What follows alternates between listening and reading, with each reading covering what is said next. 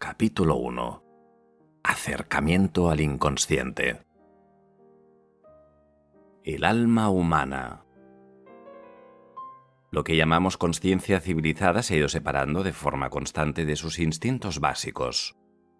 Pero esos instintos no han desaparecido. Simplemente han perdido su contacto con nuestra consciencia y, por tanto, se han visto obligados a hacerse valer mediante una forma indirecta. Esta puede ser por medio de síntomas físicos, en el caso de la neurosis, o por medio de incidentes de diversas clases, como inexplicables raptos de mal humor, olvidos inesperados o equivocaciones al hablar. Al hombre le gusta creer que es dueño de su alma, pero como es incapaz de dominar sus humores y emociones, o darse cuenta de la miríada de formas ocultas con que los factores inconscientes se insinúan en sus disposiciones y decisiones, en realidad no es su dueño. Estos factores inconscientes deben su existencia a la autonomía de los arquetipos. El hombre moderno se protege por medio de un sistema de comportamientos, contra la idea de ver dividido su propio dominio. Ciertas zonas de la vida exterior y de su propia conducta se mantienen, como si dijéramos, en cajones separados y jamás se enfrentan mutuamente. Como ejemplo de esa especie de psicología de compartimientos, recuerdo el caso de un alcohólico que llegó a quedar bajo la influencia laudable de cierto movimiento religioso, y fascinado por sus entusiasmos, había olvidado que necesitaba beber. Era evidente que Jesús le había curado con un milagro, y por tanto le mostraron como testigo de la gran gracia divina o de la eficacia de la mencionada organización religiosa. Pero unas semanas después de la confesión pública, la novedad comenzó a esfumarse y pareció apropiado algún refresco alcohólico, y de ese modo volvió a beber. Pero esta vez la caritativa organización religiosa llegó a la conclusión de que el caso era patológico, y evidentemente no era adecuado para la intervención de Jesús, así es que lo llevaron a una clínica para que el médico lo hiciera mejor que el divino sanador. Este es un aspecto de la moderna mente cultural que merece lo examinemos. Muestra un alarmante grado de disociación y confusión psicológicas. Si por un momento consideramos a la humanidad como un individuo, vemos que el género humano es como una persona arrastrado por fuerzas inconscientes, y también al género humano le gusta mantener relegados ciertos problemas en cajones separados. Pero esta es la razón de que concedamos tanta consideración a lo que estamos haciendo, porque la humanidad se ve ahora amenazada por peligros autocreados y mortales, que se están desarrollando fuera de nuestro dominio. Nuestro mundo, por así decirlo, está disociado como un neurótico, con el talón de acero marcando la simbólica línea de división. El hombre moderno, dándose cuenta del agresivo deseo de poder del Este, se ve forzado a tomar medidas extraordinarias de defensa, al mismo tiempo que se jacta de su virtud y sus buenas intenciones.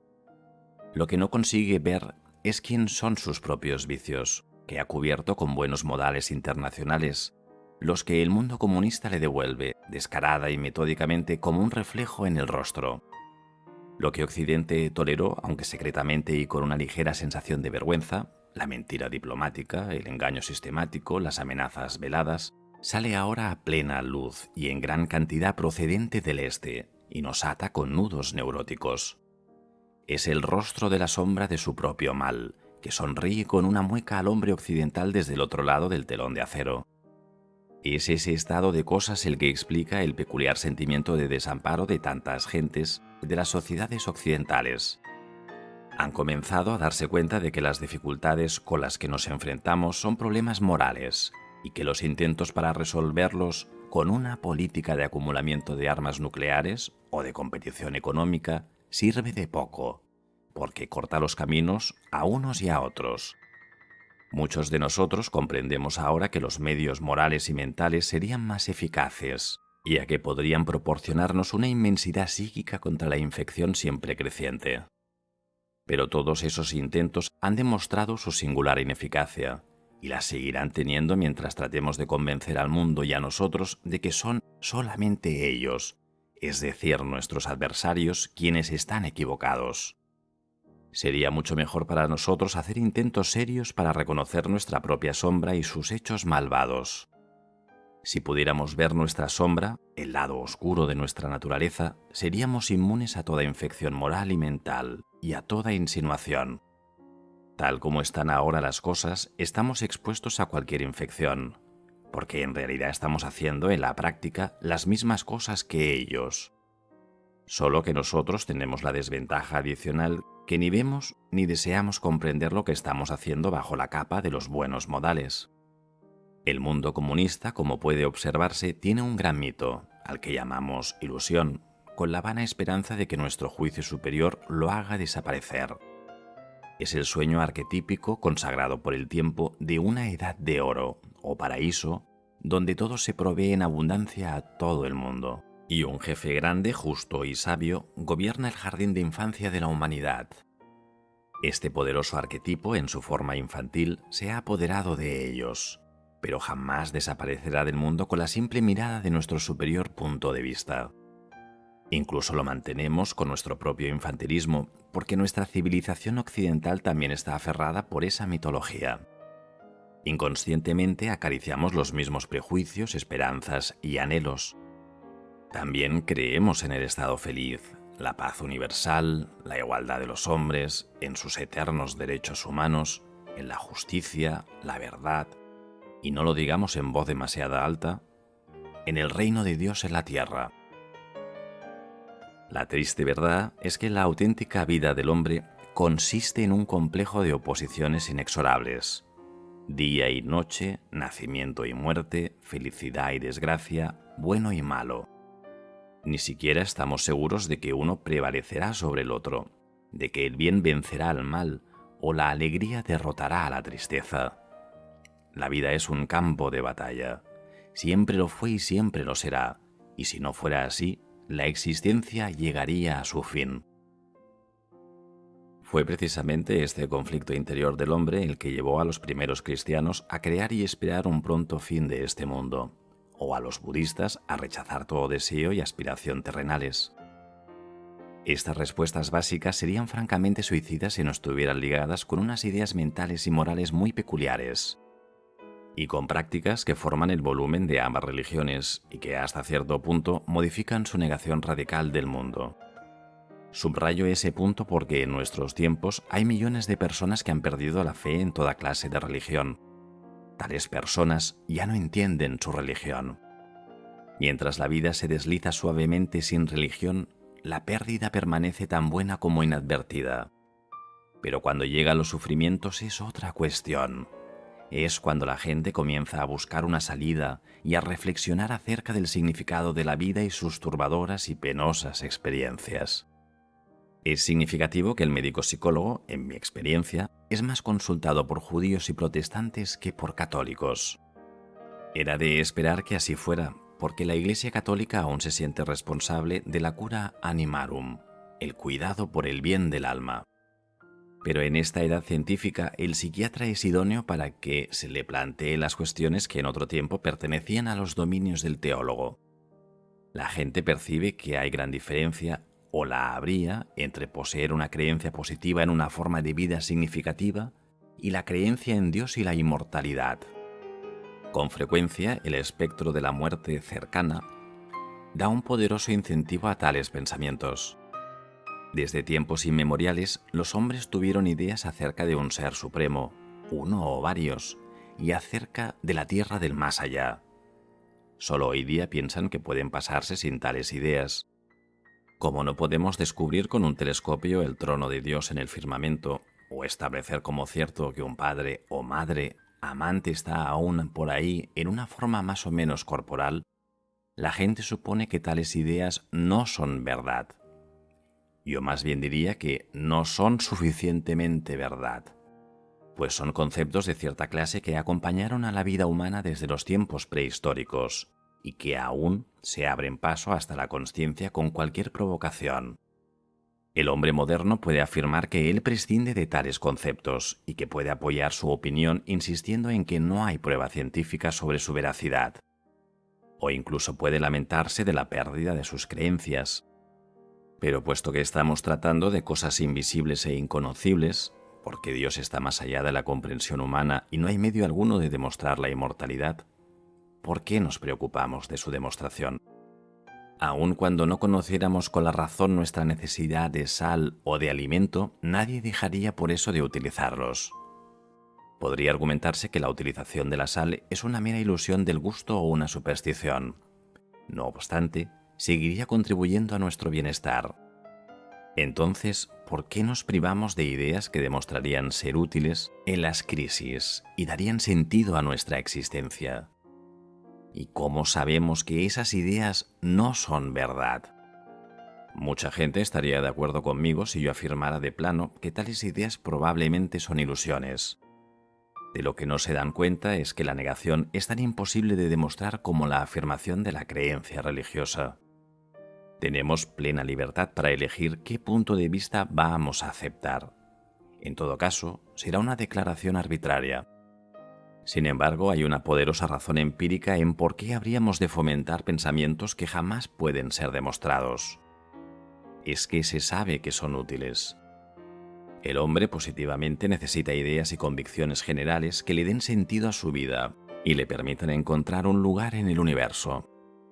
Puede soportar las más increíbles penalidades cuando está convencido de que sirven para algo.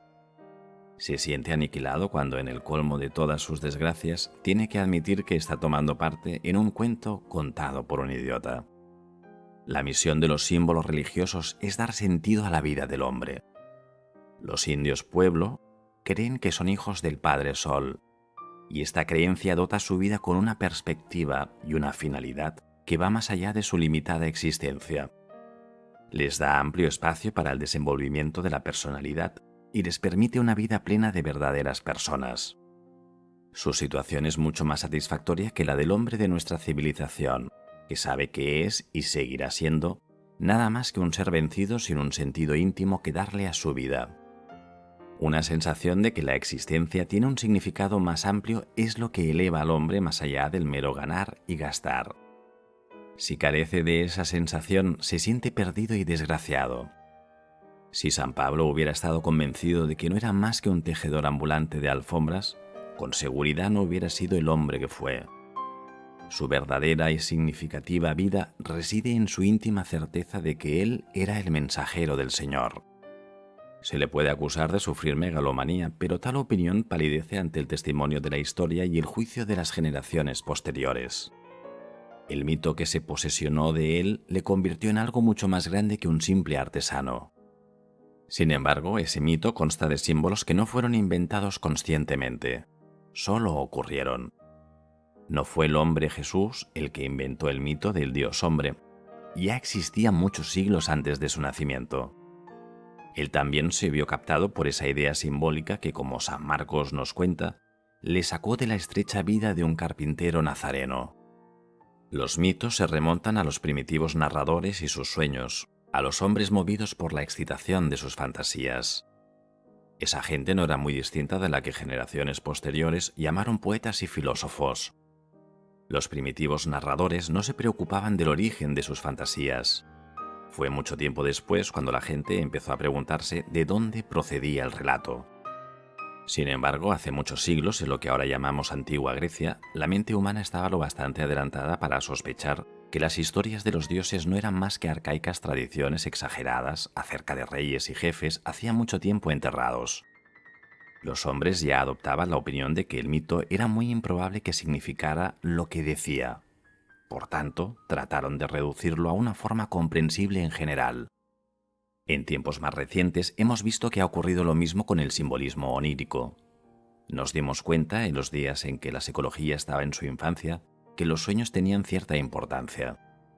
Pero al igual que los griegos se convencieron de que sus mitos eran puras elaboraciones de la historia racional o normal, así algunos de los precursores de la psicología llegaron a la conclusión de que los sueños no significaban lo que aparentaban. Las imágenes o símbolos que presentaban eran desechados como formas fantásticas en que se presentaban a la mente consciente los contenidos reprimidos de la psique. Así es que se dio por admitido que un sueño significaba algo que era distinto a su relato obvio. Ya expliqué mi desacuerdo con esa idea, desacuerdo que me condujo a estudiar la forma y el contenido de los sueños. ¿Por qué habían de significar algo que era diferente a su contenido? ¿Hay algo en la naturaleza que no sea lo que es? El sueño es un fenómeno normal y natural, y no significa algo que no sea. Hasta el Talmud dice, el sueño es su propia interpretación. La confusión surge porque el contenido del sueño es simbólico y por tanto tiene más de un significado. Los símbolos señalan en direcciones diferentes de las que abarcamos con la mente consciente y por tanto se refieren a algo que es inconsciente o al menos no del todo consciente. Para la mente científica, fenómenos tales como las ideas simbólicas son un engorro, porque no se pueden formular de manera que satisfaga al intelecto y a la lógica. Pero en modo alguno son el único caso de ese tipo en psicología. La incomodidad comienza con el fenómeno del afecto o emoción que se evade de todos los intentos del psicólogo para encasillarlo con una definición. La causa de esa dificultad es la misma en ambos casos, la intervención del inconsciente. Conozco de sobra el punto de vista científico para comprender que es de lo más molesto tener que manejar hechos que no se pueden abarcar en forma completa o adecuada. El engorro de estos fenómenos es que los hechos son innegables y, sin embargo, no se pueden formular en términos intelectuales. Para ello tendríamos que ser capaces de comprender la vida misma, porque es la vida la que produce emociones e ideas simbólicas. El psicólogo académico está en plena libertad de desechar el fenómeno de la emoción o el concepto del inconsciente, o ambos, de su consideración. No obstante, siguen siendo unos hechos a los que el médico psicólogo, por lo menos, tiene que prestar la debida atención. Porque los conflictos emotivos y la intervención del inconsciente son los rasgos clásicos de su ciencia. Si trata a un paciente, se enfrenta con esos irracionalismos como con hechos difíciles, independientemente de su capacidad para formularlos en términos intelectuales. Por tanto, es muy natural que la gente que no ha tenido la experiencia médica del psicólogo encuentre difícil entender lo que ocurre cuando la psicología deja de ser un estudio tranquilo del científico en su laboratorio y se convierte en una parte activa de la aventura real de la vida. El tiro al blanco en un campo de tiro es muy distinto a un campo de batalla. El doctor tiene que tratar con víctimas de una guerra auténtica. Tiene que ocuparse de realidades psíquicas, aunque no pueda incorporarlas en definiciones científicas. Por eso no hay libro de texto que pueda enseñar psicología, se aprende solo con experiencia efectiva. Podemos ver claramente este punto cuando examinamos ciertos símbolos muy conocidos. La cruz en la religión cristiana, por ejemplo, es un símbolo significativo que expresa una multitud de aspectos, ideas y emociones. Pero una cruz puesta tras un nombre en una lista indica simplemente que el individuo está muerto. El falo es un símbolo amplísimo en la religión hindú, pero si un rapazuelo de la calle pinta uno en la pared, no hace más que reflejar interés por su pene. Como las fantasías infantiles y adolescentes con frecuencia se prolongan en la vida adulta, se tienen muchos sueños en los que hay inequívocas alusiones sexuales. Sería absurdo entenderlas como otra cosa. Pero cuando un electricista habla del macho y la hembra en un enchufe, sería ridículo suponer que se recrea reavivando las fantasías de la adolescencia. Simplemente utiliza pintorescos nombres descriptivos de los materiales que emplea.